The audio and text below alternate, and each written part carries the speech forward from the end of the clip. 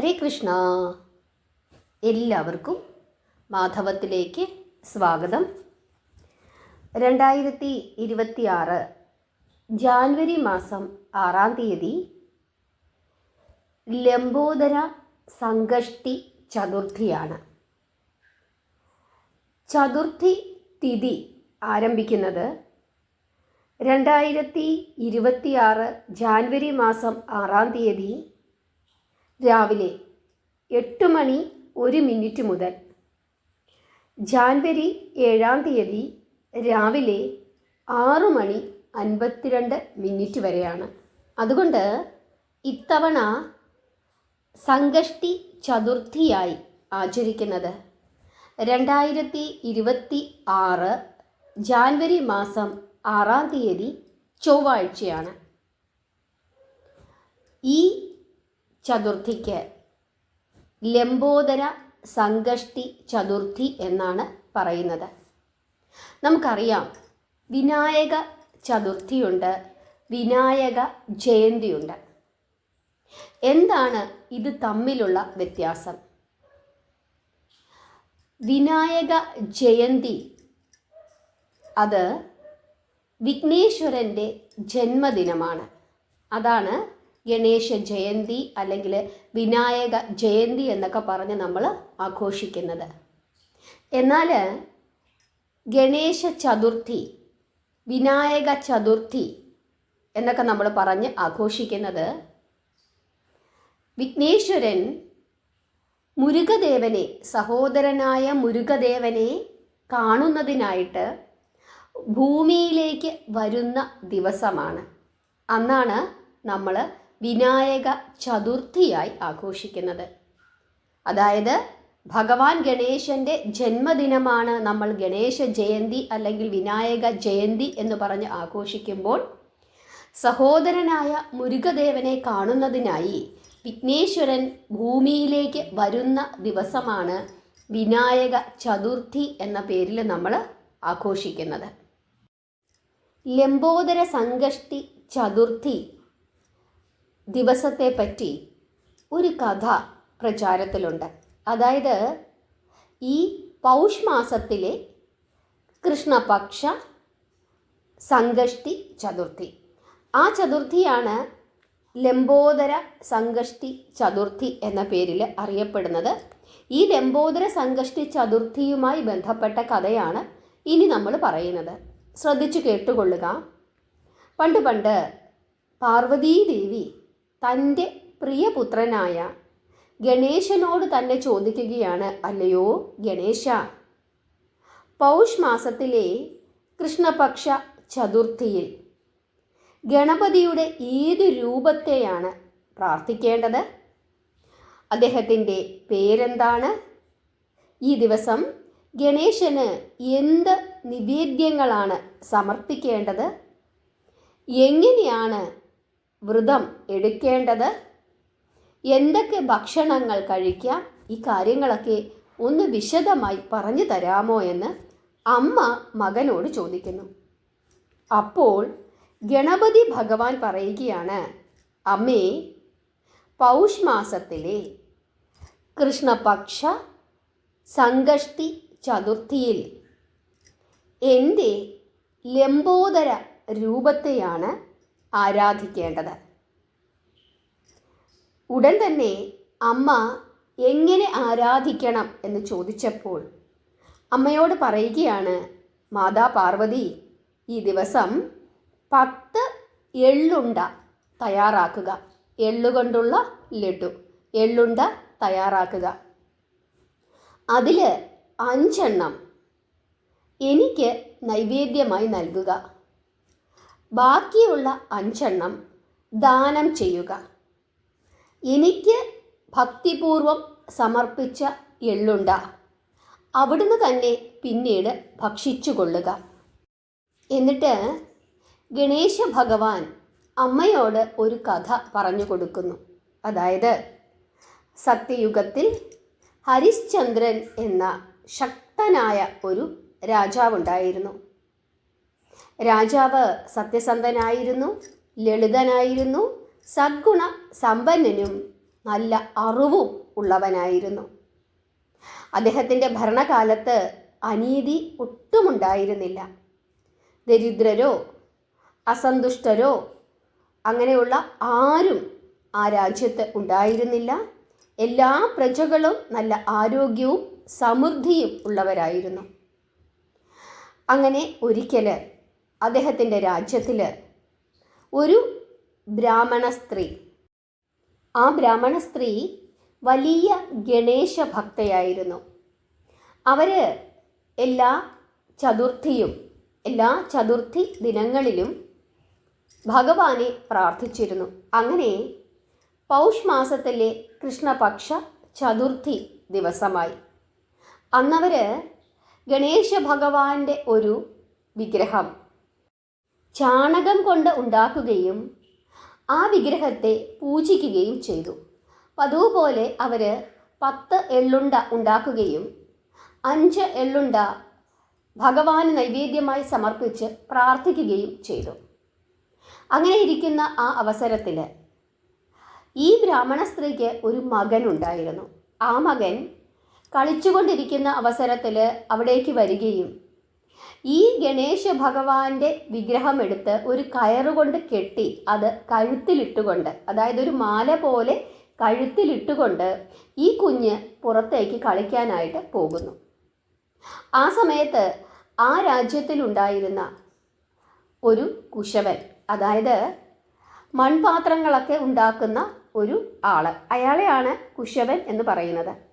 അയാൾ ഈ കുട്ടിയെ കാണുകയും ഈ കുട്ടിയെ തട്ടിയെടുത്തുകൊണ്ട് പോവുകയും ചെയ്തു. പിന്നീട് ഈ കുട്ടിയെ ഇദ്ദേഹം മൺപാത്രങ്ങൾ ചുടാനായി കുഴിച്ചു വെച്ചിരുന്ന ആ കുഴിയിലേക്ക് ഇടുകയും അതിൻ്റെ പുറത്ത് കരിയിലകളൊക്കെ വാരി ഇട്ടിട്ട് കത്തിക്കുകയും ചെയ്തു. കുഞ്ഞിനെ കാണാതെ ആ പാവമമ്മ വളരെയധികം വിഷമിച്ചു. ഭഗവാനോട് അവരിങ്ങനെ കരഞ്ഞ് പ്രാർത്ഥിച്ചു കൊണ്ടിരുന്നു, തൻ്റെ കുഞ്ഞിനെ എങ്ങനെയെങ്കിലും കണ്ടെത്തി തരയണമേ എന്നുള്ളത്. പക്ഷേ ഇവിടെ ആ കുശവൻ ആ കുഞ്ഞിനെ ആ കുഴിക്കകത്തിട്ട് കത്തിച്ചു കളഞ്ഞു.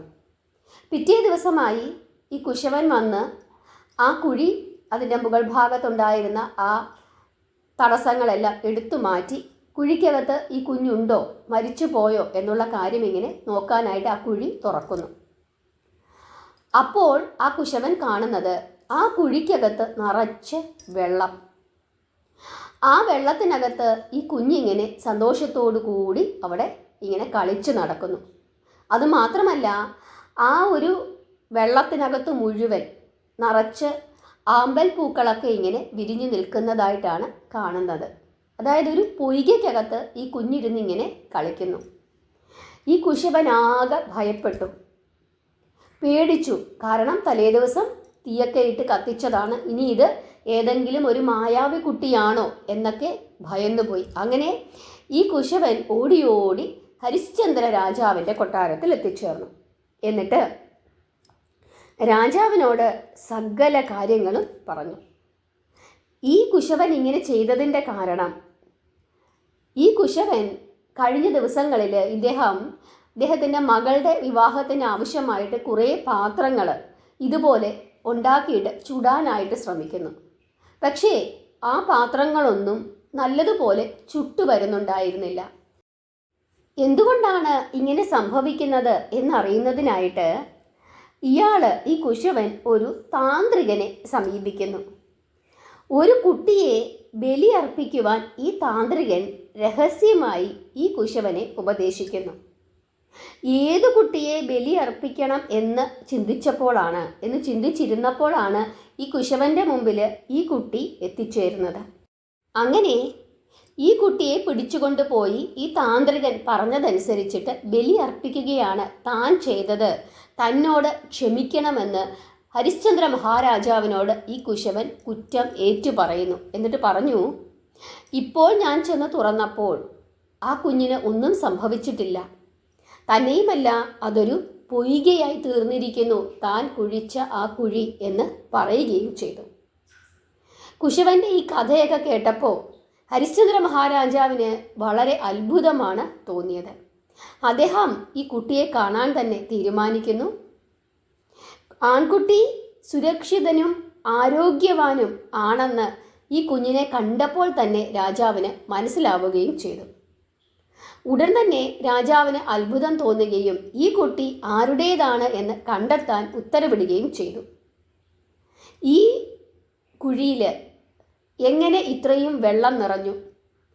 താമരപ്പൂക്കളും അതുപോലെ തന്നെ മനോഹരങ്ങളായ മറ്റ് പുൽച്ചെടികളുമൊക്കെ കൊണ്ട് എങ്ങനെയാണ് ഇത്രയും മനോഹരമായ ഒരു പൊയ്ക അവിടെ ഉണ്ടായത്? തന്നെയുമല്ല, ആരും ഈ കുഞ്ഞിനെ ഉപദ്രവിച്ചിട്ടില്ല. അവന് വിശപ്പോ ദാഹമോ അനുഭവപ്പെട്ടതായി തോന്നുന്നുമില്ല. കാരണം അത്ര ഊർജ്ജസ്വലനായിട്ട് ആ വെള്ളത്തിൽ ഇങ്ങനെ നീന്തി കളിക്കുകയാണ് ആ കുഞ്ഞ്. തൻ്റെ വീടാണ് എന്ന മട്ടിലാണ് ആ കുഞ്ഞ് ആ കുഴിക്കകത്ത് ഇരിക്കുന്നത്. രാജാവിന് ഇതെല്ലാം കണ്ടപ്പോൾ വളരെയധികം അത്ഭുതമാണ് തോന്നിയത്. അങ്ങനെ ഭടന്മാർ പോയി അന്വേഷിക്കുന്നു, ഈ കുട്ടി ആരുടേതാണെന്ന് കണ്ടെത്തുന്നു. അപ്പോഴേക്കും ഈ കുഞ്ഞിൻ്റെ അമ്മ കരഞ്ഞുകൊണ്ട് അവിടേക്ക് എത്തിച്ചേരുന്നു. കുഞ്ഞിനെ കണ്ട് അവർ വാരിയെടുത്ത് ഉമ്മ വെക്കുന്നു. ഉടൻ തന്നെ ഹരിശ്ചന്ദ്ര മഹാരാജാവ് ഈ ബ്രാഹ്മണ സ്ത്രീയോട് ചോദിക്കുകയാണ്, അല്ലയോ സ്ത്രീയെ, ഈ കുട്ടിയെ തീയിലിട്ടിട്ടും എന്തുകൊണ്ടാണ് പൊള്ളലേൽക്കാഞ്ഞത്? നിങ്ങൾക്ക് എന്തെങ്കിലും ദിവ്യശക്തിയുണ്ടോ? അല്ലെങ്കിൽ അസാധാരണമായ എന്തെങ്കിലും പുണ്യകർമ്മങ്ങൾ നിങ്ങൾ അനുഷ്ഠിച്ചോ? എന്തുകൊണ്ടാണ് ഈ കുഴിയിൽ ഈ വെള്ളത്തിൽ കിടന്നിട്ടും ഈ കുട്ടിക്ക് ഒന്നും സംഭവിക്കാതിരുന്നത്? എന്തുകൊണ്ടാണ് ഇയാൾ പറയുന്നതനുസരിച്ചിട്ട് തീ കത്തിച്ചിട്ടും ഈ കുഞ്ഞിന് ഒന്നും സംഭവിക്കാഞ്ഞത്? നിങ്ങൾ പറയൂ എന്ന് രാജാവ് ഈ ബ്രാഹ്മണ സ്ത്രീയോട് ചോദിക്കുന്നു. അപ്പോൾ ആ സ്ത്രീ മറുപടി പറയുകയാണ്, അല്ലയോ രാജാവേ, എനിക്ക് യാതൊരു ദിവ്യശക്തിയുമില്ല. ജപം, തപസ്, ധ്യാനം, ദാനധർമ്മങ്ങൾ ഇവയൊക്കെ എങ്ങനെ ചെയ്യണം എന്ന് പോലും എനിക്ക് അറിയില്ല. പക്ഷേ ഞാൻ പതിവായി ഗണേശ ഭഗവാനെ പ്രാർത്ഥിക്കാറുണ്ട്. സംകഷ്ടി ചതുർത്ഥി വ്രതം ഞാൻ എടുക്കാറുണ്ട് പതിവായി. ഒരു പക്ഷേ ആ വ്രതത്തിൻ്റെ ശക്തിയായിരിക്കണം എൻ്റെ കുഞ്ഞിനെ ഇങ്ങനെ രക്ഷിച്ചത് എന്ന് ആ സ്ത്രീ രാജാവിനോട് പറയുന്നു. രാജാവ് അത് പൂർണ്ണ ബോധ്യത്തോടു കൂടി ഉൾക്കൊള്ളുന്നു. അതിനുശേഷം രാജാവ് പ്രഖ്യാപിച്ചു ഒരു കാര്യം, അതായത് എൻ്റെ രാജ്യത്തിലെ എല്ലാവരും ഇനി മുതൽ ഈ സങ്കടനാശക വ്രതം, സംകഷ്ടി ചതുർത്ഥി വ്രതം അനുഷ്ഠിക്കണമെന്ന് ഞാൻ ഉത്തരവിടുന്നു എന്ന് രാജാവ് പറയുകയാണ്. അതിനുശേഷം ഈ ബ്രാഹ്മണ സ്ത്രീയെ രാജാവ് പ്രദക്ഷിണം ചെയ്ത് വന്ദിക്കുന്നു. എന്നിട്ട് പറയുകയാണ്, അല്ലയോ മാതാവേ, നിങ്ങൾ ശരിക്കും ഭാഗ്യവതിയാണ്. അതിനുശേഷം രാജാവ് അദ്ദേഹം സ്വയം ഇനിയുള്ള സങ്കട നാശക ചതുർത്ഥി വ്രതം, സംകഷ്ടി ചതുർത്ഥി വ്രതം അദ്ദേഹവും അനുഷ്ഠിക്കുമെന്നും തൻ്റെ രാജ്യത്തിലുള്ള സകലമാന മനുഷ്യരും ഈ വ്രതം അനുഷ്ഠിക്കണമെന്ന് ഉത്തരവിടുകയും ചെയ്യുന്നു. അന്നു മുതൽ അദ്ദേഹത്തിൻ്റെ രാജ്യത്തിലെ എല്ലാവരും എല്ലാ മാസവും ഗണേശ ചതുർത്ഥി വ്രതം അനുഷ്ഠിക്കുവാൻ തുടങ്ങി. ഈ വ്രതത്തിൻ്റെ അത്ഭുതമായിരുന്നു, മഹാത്മ്യമായിരുന്നു ആ ബ്രാഹ്മണ സ്ത്രീക്ക് തൻ്റെ മകനെ ജീവനോടെ തിരിച്ചു കിട്ടിയത്. ഇതാണ് ലംബോദര സംകഷ്ടി ചതുർത്ഥി വ്രതത്തിൻ്റെ കഥ. ഈ കഥ ഭഗവാൻ ശ്രീകൃഷ്ണൻ അർജുനന് ഉപദേശിച്ച് കൊടുത്തിട്ടുണ്ട്. ഈ കഥ പറഞ്ഞവസാനിപ്പിച്ചിട്ട് ഭഗവാൻ ശ്രീകൃഷ്ണൻ യുധിഷ്ഠിരനോട് പറയുന്നുണ്ട്, അല്ലയോ ധർമ്മരാജാവേ യുധിഷ്ഠിര, അവിടുന്ന് ഈ പരമമായ വ്രതം അനുഷ്ഠിക്കണം. ഈ വ്രതത്തിൻ്റെ പുണ്യത്താൽ അവിടുത്തെ എല്ലാ ആഗ്രഹങ്ങളും സഫലമാകും. അവിടുത്തെ സുഹൃത്തുക്കൾക്കും പുത്രന്മാർക്കും പൗത്രന്മാർക്കും സന്തോഷം നൽകുന്ന ഒരു രാജ്യം, ആ രാജ്യം അവിടുത്തേക്ക് ലഭിക്കും. അല്ലയോ ധർമ്മരാജ, ഈ വ്രതം അനുഷ്ഠിക്കുന്നവർ പൂർണ്ണ വിജയം കൈവരിക്കും. ഇങ്ങനെ ഭഗവാൻ ശ്രീകൃഷ്ണൻ യുധിഷ്ഠിരനോട് പറഞ്ഞു കൊടുക്കുന്നു. ഭഗവാൻ ശ്രീകൃഷ്ണൻ്റെ ദിവ്യമായ അധരങ്ങളിൽ നിന്ന് ഈ കഥ കേട്ട യുധിഷ്ഠിരന് വളരെയധികം സന്തോഷമുണ്ടാവുകയും അദ്ദേഹത്തിൻ്റെ കണ്ണുകൾ നിറഞ്ഞ് ഒഴുകുകയും ചെയ്തു. അങ്ങനെ ഈ പൗഷ്മാസത്തിലെ ഗണേശ ചതുർത്ഥി വ്രതം വളരെയധികം ഉത്സാഹത്തോടുകൂടി ഭക്തിയോടുകൂടി യുധിഷ്ഠിരൻ അനുഷ്ഠിച്ചു. ഈ വ്രതത്തിൻ്റെ ഫലമായിട്ട് യുധിഷ്ഠിരന് ശാശ്വതമായ ഒരു രാജ്യം, ആ രാജ്യത്തിൻ്റെ ആ ഒരു സന്തോഷം അദ്ദേഹത്തിന് നേടാനായിട്ട് സാധിക്കുകയും ചെയ്തു. ഹരേ കൃഷ്ണ. ഇതാണ് ലംബോദര സംഗഷ്ടി ചതുർത്ഥി വ്രതത്തിൻ്റെ പ്രാധാന്യവും കഥയും. അന്നേ ദിവസം, അതായത് 2026 ജാനുവരി മാസം 6-ാം തീയതി, അന്ന് എല്ലാവരും 10 എള്ളുണ്ടകൾ ഉണ്ടാക്കുകയും, അല്ലെങ്കിൽ കടയിൽ നിന്ന് ശുദ്ധമായ എള്ളുണ്ടയാണെങ്കിൽ ആ രീതിയിൽ മേടിച്ചിട്ട് അതിൽ 5 എണ്ണം ഗണേശ ഭഗവാന് നൈവേദ്യമായി സമർപ്പിക്കുകയും ബാക്കി 5 എണ്ണം ദാനം ചെയ്യുകയും ചെയ്യുക. നൈവേദ്യമായി സമർപ്പിച്ച എള്ളുണ്ട നമുക്ക് കഴിക്കാവുന്നതാണ്. അന്നത്തെ ദിവസം ഭഗവാനെ പ്രാർത്ഥിക്കേണ്ടുന്ന ഭഗവാന്റെ രൂപം അത് ലംബോദര രൂപമാണ്. ഓം ലംബോദരായ നമ എന്ന് 108 തവണ ജപിക്കുക. സംഗഷ്ടി ചതുർത്ഥി ദിവസങ്ങളിൽ നമ്മൾ ചന്ദ്രഭഗവാനെ പൂജിക്കണം. എന്നാൽ വിനായക ജയന്തി അല്ലെങ്കിൽ ഗണേശ ജയന്തി ദിവസങ്ങളിൽ ചില പ്രത്യേക സമയങ്ങളിൽ നമ്മൾ ചന്ദ്രനെ കാണുന്നത് ഒഴിവാക്കണം. ഇവിടെ വിനായക ചതുർത്ഥിയാണ് ഇപ്പോൾ വരുന്നത്, അതായത് 6-ാം തീയതി. അന്നേ ദിവസം നമ്മൾ നിർബന്ധമായും ചന്ദ്രഭഗവാനെ പ്രാർത്ഥിക്കണം. അന്ന് ചന്ദ്രോദയം എന്ന് പറയുന്നത് രാത്രി 9:17 9:17 ആകുന്ന സമയത്ത് ചന്ദ്രോദയമാണ്. ആ സമയത്ത് ചന്ദ്രഭഗവാനെ ദർശിക്കുകയും ചന്ദ്രഭഗവാനെ പ്രാർത്ഥിക്കുകയും അദ്ദേഹത്തിന് പൂജകൾ ചെയ്യുകയും ചെയ്തതിനു ശേഷം വ്രതമായി അനുഷ്ഠിക്കുന്നവർക്ക് അവരുടെ വ്രതം അവസാനിപ്പിക്കാം. എങ്ങനെ വ്രതം എടുക്കണമെന്നുള്ളത് നമ്മൾ നിശ്ചയിക്കുക. പൂർണ്ണമായ ഉപവാസം വേണമെങ്കിൽ ശീലിക്കാം, അല്ലെങ്കിൽ പാലും പഴങ്ങളും കഴിച്ചിരിക്കാം, അല്ലെങ്കിൽ ഗോതമ്പ് അങ്ങനെയുള്ള എന്തെങ്കിലും ധാന്യവർഗ്ഗങ്ങളുണ്ടെങ്കിൽ അത് കഴിച്ചിരിക്കാം. നമ്മുടെ ഇഷ്ടം ഏത് രീതിയിൽ നമുക്ക് എടുക്കണമെന്നുള്ളത് നമ്മുടെ ആരോഗ്യസ്ഥിതിയും മറ്റ് സാഹചര്യങ്ങളുമൊക്കെ നോക്കി നിങ്ങൾക്ക് ഏത് രീതിയിൽ ചെയ്യണമെന്നുള്ളത് നിങ്ങൾ അങ്ങനെ തീരുമാനിക്കുക. അതല്ലെങ്കിൽ ഇനി ഞാൻ 3 നേരവും ആഹാരം കഴിക്കുന്നുണ്ട്, പക്ഷേ ഞാൻ മത്സ്യമാംസാദികളൊന്നും ഉപയോഗിക്കുന്നില്ല, അങ്ങനെ വേണമെങ്കിൽ അങ്ങനെയും നിങ്ങൾക്ക് പ്രാർത്ഥനയിൽ പങ്കെടുക്കാം. നമ്മുടെ ഇഷ്ടം എങ്ങനെ ചെയ്യണമെന്നുള്ളത്. അരിഭക്ഷണം പൂർണ്ണമായിട്ട് ഒഴിവാക്കാം, പാലും പഴങ്ങളും മാത്രം കഴിച്ചിരിക്കാം, വെള്ളം മാത്രം കുടിച്ചിരിക്കാം, പൂർണ്ണമായ ഉപവാസം എടുക്കാം, പഴങ്ങൾ മാത്രം ഭക്ഷിച്ചിരിക്കാം, പാല് മാത്രം കുടിച്ചിരിക്കാം, നമ്മുടെ ഇഷ്ടം. ഇനി പ്രാർത്ഥനയ്ക്ക് മാത്രമേ എനിക്ക് സാധിക്കുന്നുള്ളെങ്കിൽ വെജിറ്റേറിയൻ ഭക്ഷണം ശീലിച്ചിട്ട് ഉള്ളിയും വെളുത്തുള്ളിയും അങ്ങനെയുള്ള രജസ സ്വഭാവമുള്ള ഉള്ളിയും വെളുത്തുള്ളിയുമൊക്കെ ഉപേക്ഷിച്ചിട്ട് ഉള്ള ഭക്ഷണ പദാർത്ഥങ്ങൾ കഴിച്ച് അങ്ങനെയും ഇരിക്കാം. ഗണേശ ക്ഷേത്ര ദർശനം നടത്തുകയും നമുക്ക് നമ്മുടെ സാമ്പത്തികത്തിനനുസരിച്ചിട്ടുള്ള എന്തെങ്കിലുമൊക്കെ വഴിപാടുകൾ സമർപ്പിച്ച് പ്രാർത്ഥിക്കുകയും ചെയ്യുന്നത് വളരെ വളരെ ഉത്തമമാണ്. വ്രതം അവസാനിപ്പിക്കേണ്ടത് ചന്ദ്രഭഗവാനെ ദർശിച്ചിട്ടാണ്. ചന്ദ്രഭഗവാനെ കണ്ട് ചന്ദ്രഭഗവാനെ പ്രാർത്ഥിച്ച് നാമം ജപിച്ചതിന് ശേഷം നമുക്ക് വ്രതം അവസാനിപ്പിക്കാം. നിങ്ങൾക്ക് ചന്ദ്രഭഗവാനെ കാണാൻ സാധിക്കുന്നില്ല, ആകാശം മേഘാവൃതമാണ്, ഒരു തരത്തിലും ചന്ദ്രനെ കാണാൻ സാധിക്കുന്നില്ലെങ്കിൽ ശിവഭഗവാന്റെ മുടിക്കെട്ടിലിരിക്കുന്ന ആ ചന്ദ്രഭഗവാനെ എങ്കിലും ഒന്ന് ദർശിച്ച് കണ്ട് നാമം ജപിച്ച് നിങ്ങൾക്ക് നിങ്ങളുടെ വ്രതം അവസാനിപ്പിക്കാം. ഇത്രയും കാര്യങ്ങളൊക്കെയാണ് പ്രധാനമായും ശ്രദ്ധിക്കാനുള്ളത്. വ്രതമായൊന്നും എടുക്കാൻ പറ്റുന്നില്ലെങ്കിലും ആ ദിവസത്തെ പ്രാധാന്യം മനസ്സിലാക്കിക്കൊണ്ട് ഗണേശ ഭഗവാനെ പ്രാർത്ഥിക്കുക, നാമം ജപിക്കുക. ഓം ലംബോദരായ നമ എന്ന് 108 തവണ ജപിക്കുക. അതുകൂടാതെ നാരായണ നാമവും പഞ്ചാക്ഷര മന്ത്രവും ജപിച്ചുകൊള്ളുക 108 തവണ. തീർച്ചയായിട്ടും നിങ്ങളുടെ ജീവിതത്തിൽ വലിയ വലിയ മാറ്റങ്ങൾ കൊണ്ടുവന്നു തരും. അമ്മ മഹാമായെ പ്രാർത്ഥിച്ചു കൊള്ളുക. എല്ലാവരുടെയും അനുഗ്രഹം നിങ്ങൾക്ക് എല്ലാവർക്കും ഉണ്ടാകട്ടെ.